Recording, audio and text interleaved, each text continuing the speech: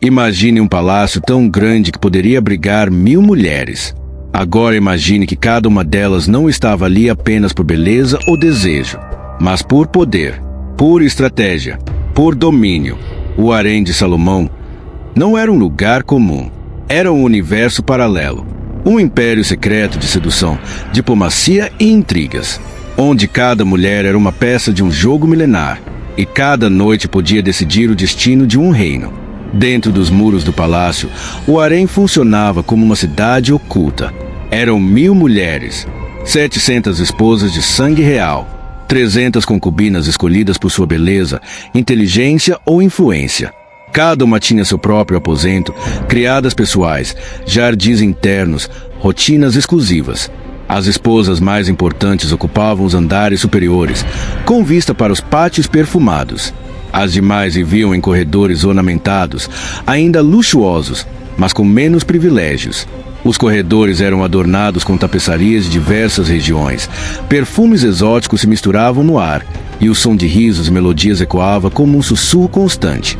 Fontes esculpidas em alabastro jorravam água cristalina por entre caminhos de pedras lisas, onde as mulheres caminhavam ao entardecer com suas vestes translúcidas de linho e joias que tilintavam como vento em sinos de ouro.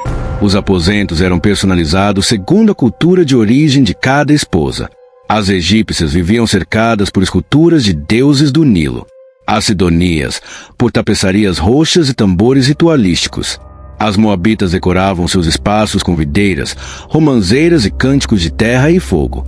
Havia um salão central onde as mulheres se encontravam em ocasiões especiais, para ensaio de dança, preparo de rituais ou simples exibição de talentos. Nesses encontros, alianças eram seladas, estratégias surgiam e rivalidades se acendiam. O clima ali era de tensão disfarçada por gentileza. Cada sorriso podia esconder uma ameaça. Cada presente podia significar uma armadilha. As criadas serviam como os olhos e ouvidos de suas senhoras. Relatavam sussurros, entregavam bilhetes secretos e observavam quem visitava quem. Havia códigos ocultos. Um broche em formato de flor significava apoio. Um anel de serpente, alerta de traição. Enquanto o povo via o palácio apenas como um símbolo de glória. Dentro do harém, a guerra era silenciosa. E o prêmio era o coração e o trono do rei mais poderoso de Israel. Cada mulher do harém de Salomão não era apenas uma companheira. Ela era um símbolo. Uma bandeira de paz costurada com fio de linho e sedução.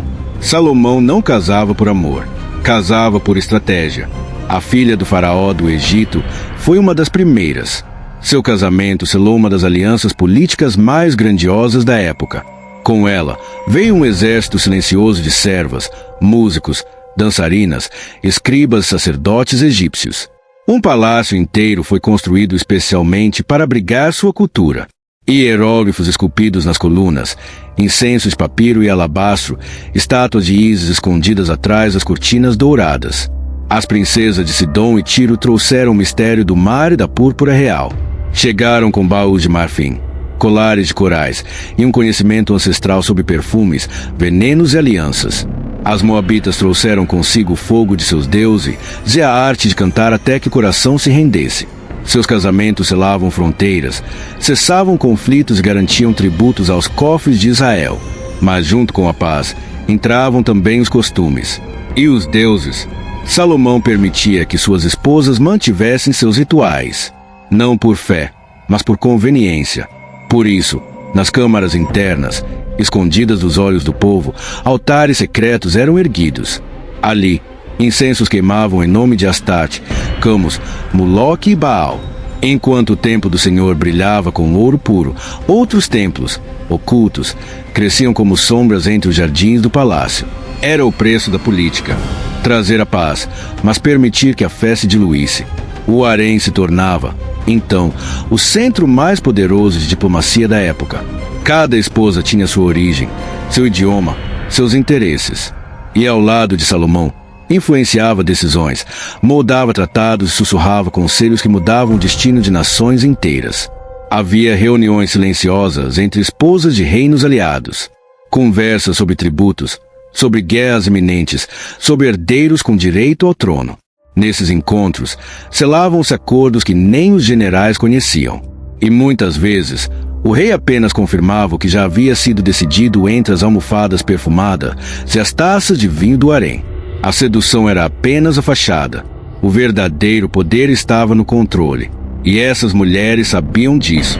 A preparação para uma noite com Salomão não começava com um toque ou um olhar. Começava com um anúncio sussurrado ao amanhecer, feito por uma mensageira de confiança. Discretamente, a mulher escolhida era retirada de seus aposentos e conduzida até a Casa das Purificações, um edifício secreto, isolado no coração do harém, onde rituais de beleza se misturavam a práticas sagradas.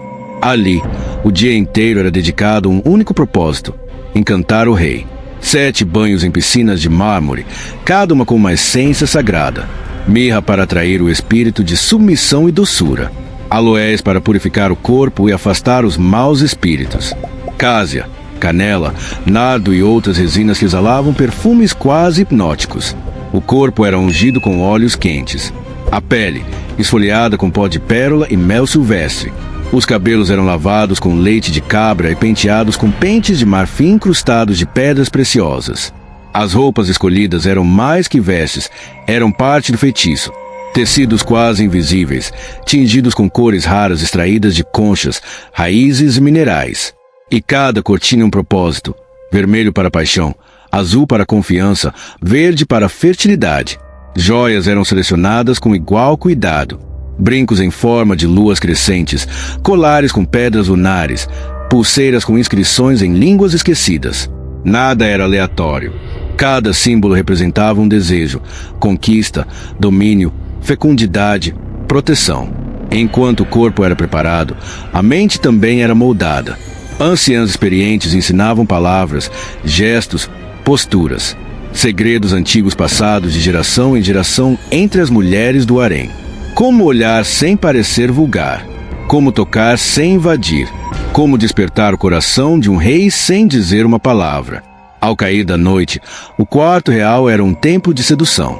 Pétalas espalhadas sobre lençóis de seda púrpura. Lamparinas com óleos aromáticos acesas estrategicamente. Incenso de sândalo, âmbar e olibano criavam uma névoa doce e envolvente. Músicos tocavam melodias suaves atrás de cortinas translúcidas. Canções inspiradas no Cântico dos Cânticos, compostas não para os ouvidos, mas para a alma. Melodias que pareciam guiar os sentimentos como o vento guia a fumaça. Quando mulher entrava, ela não era apenas uma esposa ou concubina. Era um mistério em forma humana. E naquela noite, era a única que existia no mundo do rei. Mas mais do que prazer, aquela noite podia significar algo muito maior. Uma gravidez, uma nova aliança, ou o início de uma ascensão silenciosa dentro da hierarquia invisível do harém. Cada noite era, na verdade, uma aposta. E cada mulher, uma jogadora em busca de muito mais do que amor. Dentro do harém, a beleza era apenas o primeiro passo. O verdadeiro poder pertencia àquelas que sabiam observar, ouvir e agir na hora certa. Enquanto algumas mulheres apostavam tudo na sedução, outras entendiam que o coração do rei era influenciado por mais do que perfumes. Era moldado por palavras, conselhos e inteligência estratégica. Essas mulheres não queriam apenas o olhar de Salomão por uma noite. Elas queriam sua confiança, seu ouvido, sua mente. Havia concubinas que estudavam os humores do rei. Aprendiam quando ele estava sensível, introspectivo ou receptivo a ideias. Sabiam quais temas o irritavam, quais histórias faziam rir e o que deixava pensativo. Elas não ofereciam apenas carinho, ofereciam conselhos em forma de afeto. E pouco a pouco, conquistavam um lugar onde poucas chegavam, ao lado de sua voz interior. Os corredores do harém escondiam mais que perfumes exóticos. Escondiam alianças silenciosas, pactos secretos, até traições bem calculadas. Algumas mulheres, percebendo que sozinhas não chegariam ao topo, uniam-se em alianças políticas. Grupos formados por afinidade cultural, objetivos comuns ou por pura necessidade de sobrevivência. As servas, quase invisíveis, eram peças cruciais neste tabuleiro real. Elas carregavam mensagens codificadas, observavam quem entrava e saía dos aposentos, e sussurravam verdades perigosas nos ouvidos certos. Uma frase no momento exato, uma informação vazada propositalmente. E o destino de uma esposa podia ser alterado para sempre. Presentes entre as mulheres carregavam significados ocultos. Uma taça de vinho com uma flor seca poderia significar luto ou ameaça. Um broche deixado sobre uma almofada poderia ser um pedido de paz ou uma provocação disfarçada. Tudo era símbolo. Tudo era código. Aquelas que compreendiam essa linguagem secreta prosperavam. Sabiam que o amor do rei podia ser passageiro, mas a influência no trono podia durar por gerações. Algumas se tornaram tão indispensáveis que suas opiniões interferiam em decisões de Estado. Elas conheciam os planos de expansão do reino, as movimentações dos exércitos e até os nomes de embaixadores e generais. Com o tempo, paciência e astúcia, mulheres sem coroa comandavam aquilo que reis achavam controlar. Salomão era o homem mais sábio da terra, mas mesmo o mais sábio dos homens. Não era imune ao encanto de uma mente afiada escondida sob véus de seda. Durante anos, o templo de Salomão foi o centro da fé de Israel. Ali, a glória de Deus desceu em forma de nuvem. Ali, os levitas cantavam dia e noite, os sacerdotes ofereciam sacrifícios. E o povo de todo o reino subia para adorar o Deus vivo. Mas enquanto o templo resplandecia por fora, algo sombrio começava a crescer por dentro do coração do rei. Salomão, o homem que recebeu sabedoria diretamente do Senhor, começou a se curvar, não diante de Deus, mas diante dos desejos das mulheres que o rodeavam. Ele permitiu que suas esposas erguessem altares secretos em seus aposentos, primeiro como concessão, depois como curiosidade, por fim, como devoção. A filha do faraó realizava rituais a Ísis e Osíris sob lamparinas egípcias. As sidonias queimavam incenso para Astarte à meia-noite, enquanto as moabitas invocavam a Quemos em colinas isoladas de Jerusalém. Salomão, influenciado pelo amor, ou talvez pela vaidade de agradar a todos, construiu templos dedicados a esses deuses estrangeiros. No alto dos montes, nos jardins do palácio, nos corredores escondidos do harém. Altares para Baal, santuários para Moloque, onde, em tempos posteriores, crianças seriam oferecidas ao fogo. De um lado, a Arca da Aliança. Do outro, estatuetas pagãs adornadas com joias. O rei sábio se tornava, pouco a pouco, um rei dividido. O povo de Israel começou a se confundir. Se o rei adora outros deuses, por que o povo não poderia? Os profetas alertaram. Os sacerdotes advertiram. Mas suas vozes eram abafadas por flautas pagãs e sorrisos de concubinas. A pureza espiritual do reino foi substituída por tolerância disfarçada de sabedoria.